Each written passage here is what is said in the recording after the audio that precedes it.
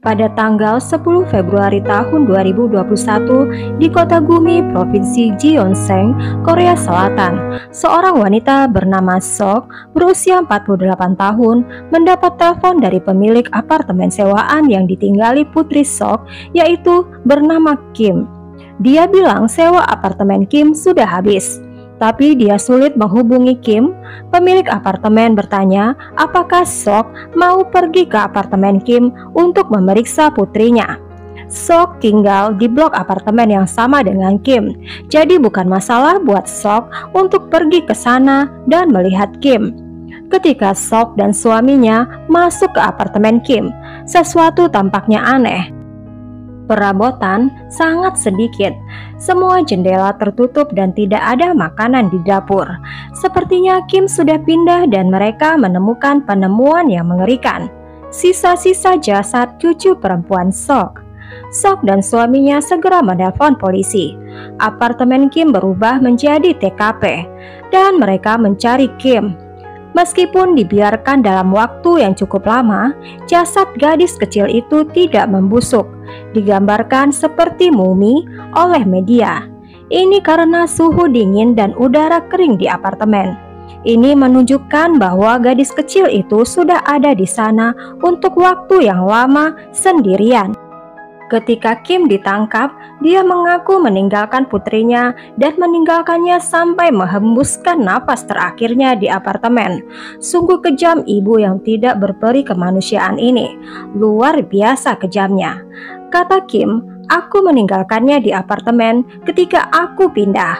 Aku tidak ingin melihatnya lagi. Karena dia adalah anak dari mantan suami saya.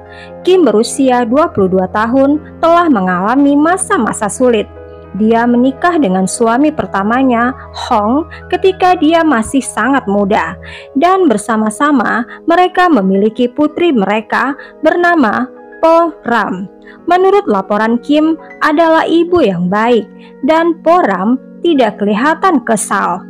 Ketika Kim hamil lagi, suaminya curiga ada sesuatu yang aneh terjadi. Keduanya mengalami masalah perkawinan dan membuat laki-laki itu percaya dia bukan ayah bayi barunya. Firasatnya benar, Hong dan Kim memutuskan berpisah. Mantan suaminya pindah dari apartemen. Dia berkata setelah ekonominya stabil, dia akan mengambil hak asuh anaknya Po Ram. Sehingga Kim akan bebas melanjutkan hidupnya dengan bayi barunya dan suami baru. Sejak mantan suami Kim pindah, tidak ada tanda-tanda yang salah dengan Po Ram, kecuali kenyataan Kim mengatakan kepada orang-orang bahwa dia berjuang membesarkan anaknya tanpa bantuan mantan suaminya. Tidak ada yang tahu apa yang terjadi dengan rencana pindah hak asuh Po Ram ke ayahnya. Kenyataannya, hal itu tidak pernah terjadi dan tidak ada seorang pun dalam keluarga memperhatikan gadis kecil ini hilang selama setengah tahun. Selama autopsi Po Ram, tes DNA standar dilakukan untuk memastikan identitasnya. Hasilnya tidak seperti yang orang-orang harapkan.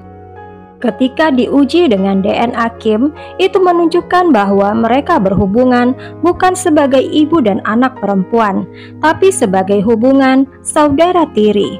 Dan siapakah ibu kandung Po Ram yang seharusnya? Ibu kandung Po Ram yang sebenarnya adalah neneknya Sok. Kasus ini menjadi rumit setelah hasil DNA Po Ram ini. Polisi mengumpulkan DNA semua orang yang terlibat dan hasilnya sangat jitu. Saat ini tidak ada yang tahu ayah biologis Po Ram, bukan Hong yang dipercaya sebagai ayahnya dan bukan juga suami Sok. Menurut laporan Sok, telah mengkhianati suaminya berkali-kali dan dua laki-laki yang diketahui berhubungan dengannya sudah dites, hasilnya juga negatif. Meskipun telah dilakukan tes DNA untuk mengkonfirmasi identitas Poram, Sok benar-benar menyangkal menjadi ibu kandung Poram, dan suaminya yakin Sok tidak pernah hamil sejak Kim dilahirkan.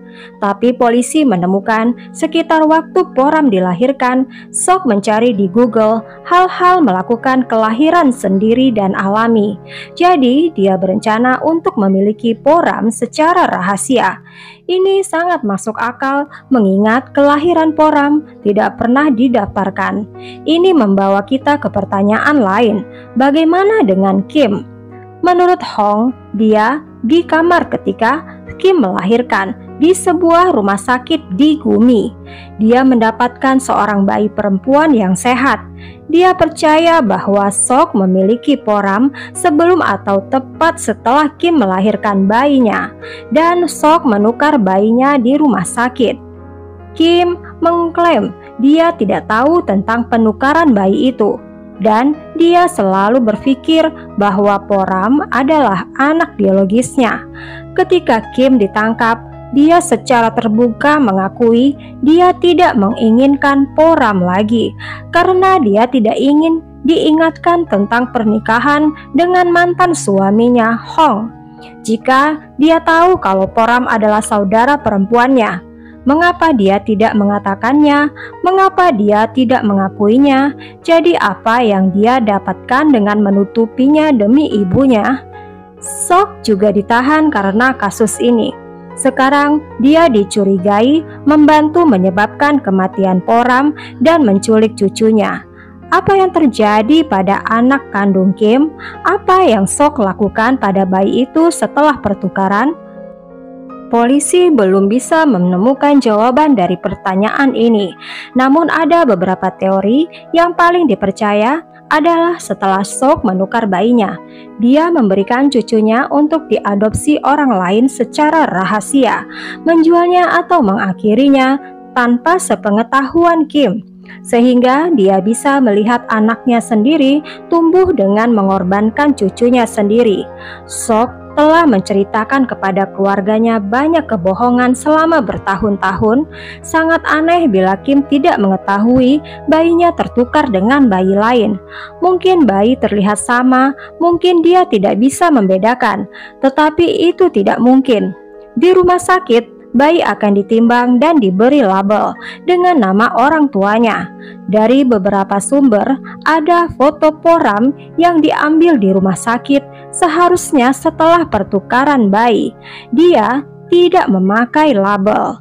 Sebagai orang tua baru, Kim dan Hong akan menyadari tidak adanya label ini. Pertanyaan kedua adalah, apa mungkin kehamilan Sok dan Kim benar-benar di waktu yang sama? Ini benar adalah sesuatu yang aneh. Bagaimana bila tidak ada bayi kedua? Bagaimana satu-satunya bayi yang malang dalam kasus ini adalah Poram? Salah satu pendapat yang kontroversial yang diberitakan Kim Won TV bahwa Kim dan Sok terlibat dalam surogasi. Surogasi adalah metode reproduksi dengan ibu pengganti yang merupakan sesuatu yang ilegal di Korea Selatan. Meskipun banyak wanita yang mengambil bagian dalam surogasi dalam industri ilegal, berinteraksi dengan orang tua yang mengharapkan anak via pesan untuk menghasilkan uang tambahan. Kim memutuskan menjadi ibu pengganti. Pada saat yang sama, Sok juga hamil atau sebaliknya, dan mereka tidak mengatakannya pada suami-suami mereka. Ini kenapa bayi kedua tidak ditemukan.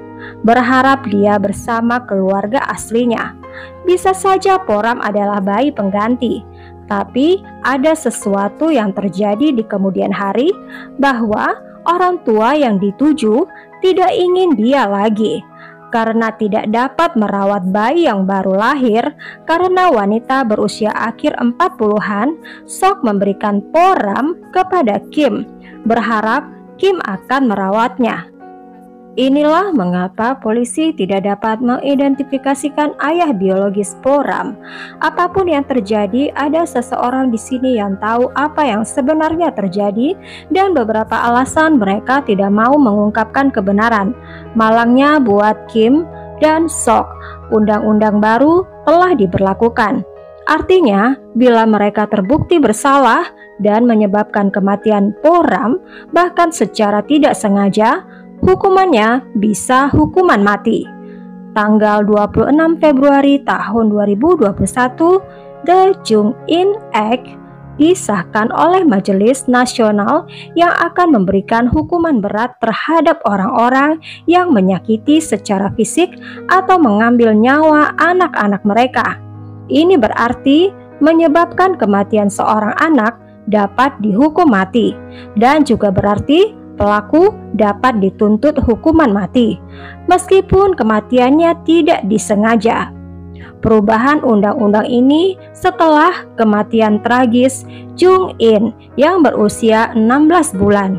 Masyarakat Korea Selatan dibuat begitu marah karena kematian bayi Jung-in. Jung-in tewas disiksa ibu asuhnya. Penyiksaan itu begitu parah sehingga perut bayi itu penuh darah akibat organ tubuhnya hancur. Jung-in lahir bulan Juni tahun 2019. Dia diadopsi oleh orang tua angkat, bukannya diurus dengan baik. Bayi itu mengalami siksaan fisik yang fatal. Kasus Jung-in terungkap karena investigasi unanswered Q di SBS. Awalnya ibu asuh Jung-in mengaku bayi itu jatuh dari sofa. Ternyata ibu itu bohong. Setelah diperiksa, tubuh Jung-in penuh luka penganiayaan. Tulang-tulang di tubuhnya patah selama berbulan-bulan, bahkan bagian pankreasnya sampai hancur. Seharusnya bila dia mempunyai anak, mungkin akan lebih baik anak itu diasuh dengan sebaik-baiknya, karena anak akan membawa kebahagiaan dan anugerah yang terindah buat orang tuanya. Dilaporkan, Jung-in dibawa ke rumah sakit dan meninggal tanggal 13 Oktober tahun 2020. Saat di rumah sakit, bahkan Jung-in mengalami 3 kali gagal jantung. Orang tua bayi Jung-in sebenarnya sudah 3 kali dilaporkan polisi. Salah satunya oleh pegawai penitipan anak yang merasa curiga. Tapi polisi tidak melakukan tugas dengan baik dan Jung-in dikembalikan kepada orang tua asuhnya.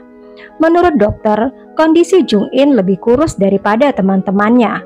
Saat diperiksa, perut Jung-in berisi banyak darah akibat organ tubuh yang rusak. Sekujur tubuhnya dipenuhi luka. Ibu asuh Jung-in terancam 15 tahun penjara. Sementara ayah asuhnya hanya terkena pasal kelalaian. Dia mengaku tidak tahu adanya penyiksaan. Kematian Jung-in menimbulkan simpati yang luas pada netizen Korea Selatan. Kasus Jung-in menyebabkan partai berkuasa dan partai oposisi memperkuat legislasi untuk memperkuat pencegahan penganiayaan anak yang disebut Jung-in Act. Saya belum bisa mendapat informasi hukuman yang diterima orang tua yang melanggar hukum ini. Mari kita bersama-sama berdoa supaya kasus kekerasan pada anak ini tidak terjadi lagi dimanapun juga. Sayangi putra-putra kita karena mereka adalah penerus bangsa. Cintai dan sayangilah anak-anak tanpa syarat, tanpa membedakan dari mana mereka dilahirkan. Silahkan ditinggalkan komentar di kolom komentar mengenai kasus ini. Berikan juga subscribe, like, dan tekan tombol loncengnya untuk cerita yang lain.